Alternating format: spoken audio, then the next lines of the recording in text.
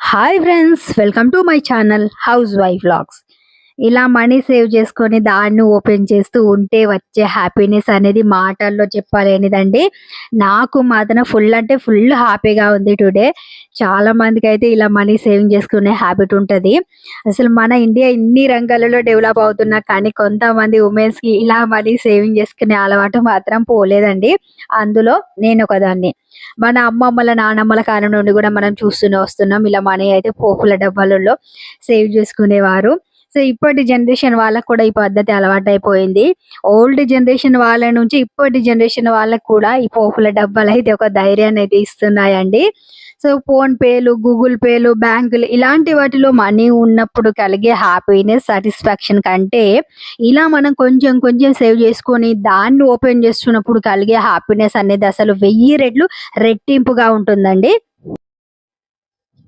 Money saving tips అనేవి అందరూ చెప్పేవి గదా! అందరూ అవే జెప్తారు గదా! అనేసి వీడియోని మాత్రం అస్సలు స్కిప్ చేయకండి ప్లీజ్. ఎందుకంటే ఈసారి నేను చేసిన ఈ మనీ సేవింగ్స్ బాక్స్‌కయితే చాలా స్పెషల్ ఉందండి. ఈ బాక్స్‌కి గాదు, నేను చేసిన మనీకి. సో ఎవ్రీ ఇయర్ నేను చేసిన మనీ కలెక్ట్ చేసి మా వారికైతే ఏదైనా గిఫ్ట్ లేదా ఏదైనా అవసరం ఉన్న వస్తువు అయితే తీసుకునేదాన్నండి. కానీ ఈసారి నేను మా పాప బర్త్‌డే కోసం మనీ అయితే సేవ్ చేయడం స్టార్ట్ చేశాను. మా పాప పుట్టినప్పుడే దీంట్లో 1,000 అయితే వేశానండి. సో నేను 1 ఇయర్ వరకు దీంట్లో ఎంత మనీ అయితుందో అంత మనీ కూడా మా పాప బర్త్‌డేకి అయితేనే ఏదైనా తీసుకోవాలనేసి ఫిక్స్ అయ్యాను. పాప బర్త్‌డేకి స్పెషల్‌గా ఏదైనా గిఫ్ట్ అయితే తీసుకుందాం అనుకున్నాను. సో అందుకే ఈ బాక్స్‌లో అయితే నేను మనీ వేయడం అయితే స్టార్ట్ చేశాను. ఇది ఒక రకమైన మనీ సేవింగ్ టిప్పేనండి. సో పాప బర్త్‌డేకి ఏమైనా తీసుకుందాం అనుకున్నా కాబట్టి ఇంత మనీ నేను సేవ్ చేయగలిగిన. ఇంత మనీ అవుతుంది అనేసి నేనైతే ఎక్స్‌పెక్ట్ చేయలేదండి. నేను ఈ మనీ ఎలా సేవ్ చేశానంటే, సో నేను ఎక్కడికైనా షాపింగ్ లేదా కిరాణా స్టోర్స్‌కి వెళ్ళినప్పుడు, సో నేను ఏం తీసుకోవాలి, ఏ వస్తువులైతే తీసుకోవాలనుకుంటానో వాటిని క్లియర్‌గా ఒక లిస్ట్ అయితే రాసుకొని వెళ్తానండి. వాటికయ్యే పేమెంట్స్‌ని నేను మనీతోనే పే చేస్తాను. నేను క్రెడిట్ కార్డ్స్, డెబిట్ కార్డ్ లాంటివైతే యూజ్ చేయనండి. సో నేను ఎంత మనీ తీసుకెళ్తానో దాంట్లో అవసరమైన వస్తువులే తీసుకుంటాను. సో క్రెడిట్ కార్డ్ యూజ్ చేయడం వల్ల ఏమైతుందంటే, so on time payment present pay చేయాల్సిన అవసరం లేదు గదా! అనేసి అవసరం లేని వస్తువులు కూడా తీసుకునే అవకాశం అయితే ఉంటది. అందుకే నేను షాపింగ్, కిరాణా స్టోర్స్‌కి వెళ్ళినప్పుడు క్రెడిట్ కార్డ్స్ లాంటివి అయితే తీసుకెళ్ళను. మనీ పేమెంట్ చేస్తా. దానివల్ల నాకు క్లారిటీ అయితే ఉంటది. నెక్స్ట్ వచ్చేసి నాకు ఏదైనా ఒక పెద్ద వస్తువు అవసరం పడితే దాన్ని నేను వెంటనే తీసుకోనండి. ఒక 24 అవర్స్ అయితే వెయిట్ చేస్తా. థింక్ చేస్తా. అది మనకు ఎంతవరకు అవసరం అనేసి. అది మనకు ఖచ్చితంగా కావాలా? ఎమర్జెన్సీనా? అని. సో దానికి ఏదైనా ఆల్టర్‌నేట్ ఉందా? సో లేదు అనేది లేదు. మనకది ఖచ్చితంగా కావాలి. లేకపోతే కుదరదు అనుకుంటేనే నేనైతే దాన్నైతే తీసుకుంటానండి. లేకపోతే స్కిప్ చేసేస్తా దాన్ని. తీసుకోను ఆ వస్తువుని. ఇంకొకటి మోస్ట్ ఇంపార్టెంట్, నేను ఏదైనా ఒక వస్తువు రిపేర్ అయితే దాన్ని బాగు చేయడానికి ట్రై చేస్తానండి. సో అది వెంటనే పడేయను. అది రిపేర్ కాకపోతే వేరేది తీసుకుంటా. సో ఈ హ్యాబిట్ నాకు చిన్నప్పటి నుంచి ఉంది. వస్తువు ఓల్డ్ అయిపోయిందనేసి నేనైతే వెంటనే పడేయనండి. అది మనకు ఎంతవరకు యూజ్ అవుతుందా లేదా అనేది చూస్తాను. ఇంకొకటి, జనరల్‌గా మనకు ఫెస్టివల్ సీజన్స్ వస్తా ఉంటాయి గదా! డిస్కౌంట్‌లు, ఆఫర్‌లు ఉన్నాయనేసి లేనివి తీసుకుంటా ఉంటారు. అలా నేను తీసుకోనండి. ఎంత డిస్కౌంట్ ఉన్నా గానీ, ఎన్ని రకాల ఆఫర్స్ ఉన్నా గానీ. సో ఈ మధ్య అయితే చాలా షాపింగ్ మాల్స్ అయితే ఓపెన్ అవుతున్నాయి. రూపాయికొక శారీ, రూపాయికొక షర్ట్ అనేసి. సో ఇట్లాంటి ఆఫర్స్ అయితే వస్తున్నాయి. సో ఒక్క రూపాయి ఉన్నా కానీ, రూ. 1000 ఉన్నా కానీ, సో ఏది అవసరమో, ఎంతవరకు అవసరమో అదే తీసుకుంటానండి. అవసరం లేనివి అస్సలు తీసుకోను. సో ఎస్పెషల్లీ షాపింగ్ విషయంలో నేను చాలా స్ట్రిక్ట్‌గా ఉంటాను. సో ఎందుకంటే అవసరం లేని వాటి కోసం ఒక్క రూపాయి కూడా ఖర్చు పెట్టడం అనేది నాకిష్టం ఉండదు. జనరల్‌గా అందరూ పాటించే ఒక సర్వసాధారణమైన టిప్ అండి కరెంట్ బిల్ సేవింగ్. సో లైట్లు, ఫ్యాన్‌లు అవసరం ఉన్నంత వరకి వాడతా. But one thing, water bill కానీ, కరెంట్ బిల్ లాంటివి ఆన్ టైమ్‌కి పేమెంట్స్ అయితే క్లియర్ చేస్తా అండి. ఎక్స్‌ట్రా పేమెంట్‌లు పడకుండా అయితే జాగ్రత్త పడతా. అండ్ నేను ఎవ్రీ మంత్ బడ్జెట్ ప్లాన్ అయితే ఖచ్చితంగా వేసుకుంటానండి.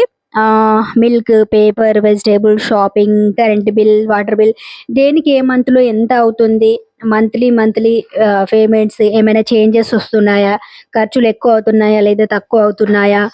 లాస్ట్ మంత్ కంటే ఈ మంత్‌లో ఎక్కువ ఖర్చులైతే నేను కొన్ని వస్తువులైతే తగ్గిస్తానండి. ఏవైతే ఎమర్జెన్సీ ఉంటాయో నీడ్స్ అవే తీసుకుంటా. సో, మనకు ఖర్చులు ఎన్ని అవుతున్నాయి, ఎన్ని మిగులుతున్నాయి ఇవన్నీ తెలియాలంటే ఖచ్చితంగా మంత్లీ బడ్జెట్ ప్లాన్ అయితే ఖచ్చితంగా వేసుకోవాలండి. ప్రస్తుత కాలంలో జనాలు డబ్బు ఉన్న వాళ్ళని ఒక రకంగా, డబ్బు లేని వాళ్ళని ఒక రకంగా ట్రీట్ చేస్తున్నారండి. అవన్నీ పక్కన పెడితే మధ్య తరగతి కుటుంబాల్లో ఎప్పుడు ఎలాంటి సిట్యుయేషన్స్ వస్తాయో తెలీదు. సో, అందుకే మనం దాచిపెట్టే ప్రతి రూపాయి రేపటి రోజు ఒక పెద్ద అవసరాన్నయితే తీరుస్తుంది. పూర్వకాలంలో బార్టర్ సిస్టమ్ ఉండేదండి. అంటే వస్తు మార్పిడి పద్ధతి. ఒక వస్తువుకి బదులు ఇంకో వస్తువు తీసుకునేవారు. మరి ప్రస్తుత కాలంలో ఎట్లుందంటే పైసా దునియాని శాసిస్తుంది. ఈ కాగితం దునియాని నడిపిస్తుంది. మనిషి జీవితం ప్రతీదీ ఈ డబ్బుతోనే ముడిపడి ఉంది. ఆరోగ్యం, చదువు, ఉద్యోగం, పెళ్లి, చావు, బ్రతుకు, మంచి, చెడు ప్రతీదీ డబ్బుతోనే ముడిపడి ఉంది ప్రెజెంట్ డేస్‌లో. సో, అందుకే ప్రతి మనిషి తాను సంపాదించిన ఆదాయంలో కనీసం 1% అయినా సేవ్ చేయాలనేది నా ఓన్ ఒపీనియన్ అండి. ప్రస్తుత కాలంలో ప్రతి దానికి ఖర్చులు కూడా ఎక్కువగా పెరిగిపోతున్నాయండి.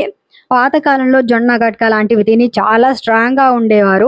కానీ ప్రస్తుత కాలంలో ప్రతీదీ కలుషితం అయిపోయింది. అసలు మంచి అనేది లేదండి. ఆర్టిఫిషియల్‌గా తయారు చేసేస్తున్నారు. ఈవెన్ ప్లాస్టిక్ బియ్యం గూడా వస్తున్నాయండి. తినే తిండి, తాగే నీరు ప్రతీదీ కలుషితం. అందుకే ప్రెజెంట్ డేస్‌లో మనుషులకు ఎక్కువగా హెల్త్ ఇష్యూస్ అనేవి వస్తున్నాయి. 20+ ఏజ్‌లోనే చాలా రకాల హెల్త్ ఇష్యూస్ అయితే ఫేస్ చేస్తున్నారు. బీపీ, షుగర్ పేషెంట్‌లయితే ఇంటికొకరు, ఇద్దరు చొప్పున ఉంటున్నారండి. సో, సడెన్‌గా వచ్చే హెల్త్ ఇష్యూస్ కానివ్వండి, ఎలాంటి ఎమర్జెన్సీ కానివ్వండి, ప్రతి దానికి మనీ అయితే మస్ట్ కావాలండి. అందుకే ప్రతి మనిషి ఖచ్చితంగా సేవింగ్స్ అనేవి చేసుకోవాలి. ఇన్ని రోజులు మేము సేవింగ్స్ అనేవి చేసుకోలేదు, స్టార్ట్ చేయలేదు అనుకునేవారు ఇప్పటి నుండైనా స్టార్ట్ చేయండి. ఈరోజు మీరు పక్కన పెట్టే ప్రతి రూపాయి అయితే రేపటి మీ పిల్లల భవిష్యత్తుకి పునాది అవుతుందండి. ఈ మనీ సేవింగ్స్ ఓన్లీ వుమెన్స్‌కనే కాదండి. పూర్ కానివ్వండి, మిడిల్ క్లాస్, జాబ్ చేసేవారు, జాబ్ చేయనివారు ఈవెన్ ఎవ్వరికైనా ఇది చాలా బెస్ట్ ఆప్షన్. కొంతమంది లేడీస్‌కి జాబ్ చేయడానికి అవకాశం ఉండదు. అది ఇంట్లో పెద్దవాళ్ళు ఉండడం వల్ల కానివ్వండి, చిన్న పిల్లలు ఉండడం వల్ల కానివ్వండి, బాగా చదువుకొని కూడా ఏం వర్క్ చేయట్లేదు, ఒక్క రూపాయి కూడా సంపాదించట్లేదని బాధపడతా ఉంటారు. అలాంటి వారు ఇలా మనీ సేవింగ్ అనేవి చేసుకుంటే వాళ్ళకి కొంచెం రిలీఫ్ అనిపిస్తది. సో, పొదుపు చేయడం కూడా ఒక రకమైన సంపాదనేనండి. ఓకే. ఇదండి ఫైనల్‌గా నేను మా పాప కోసం చేసిన సేవింగ్స్. మా పాప ఫస్ట్ బర్త్‌డే కోసం అండ్ నేను మా పాప కోసం ఏం తీసుకుంటా అనేది అప్‌కమింగ్ వీడియోలో కూడా పోస్ట్ చేస్తానండి. నేను మా పాప కోసం సుకన్య సమృద్ధి యోజన స్కీమ్‌ని కూడా స్టార్ట్ చేయాలని అనుకుంటున్నాను. సుకన్య సమృద్ధి యోజన స్కీమ్‌కి సంబంధించిన ఇన్ఫర్మేషన్‌ని కూడా నేను షేర్ చేస్తానండి. నా వీడియోస్‌ని రెగ్యులర్‌గా ఫాలో అవుతూ ఉండండి. నా ఛానల్‌ని ఎవరైనా సబ్స్క్రైబ్ చేసుకోకపోతే ప్లీజ్ వెంటనే సబ్స్క్రైబ్ చేసుకోండి. నా వీడియోస్ కనుక మీకు నచ్చినట్లయితే లైక్ చేయండి, షేర్ చేయండి అండ్ కామెంట్ చేయండి. నేను 1 ఇయర్‌లో మా పాప బర్త్‌డే కోసం సేవ్ చేసిన మనీ 13,200 అయితే అయిందండి. I am so happy. అసలు ఇంత అవుతుందని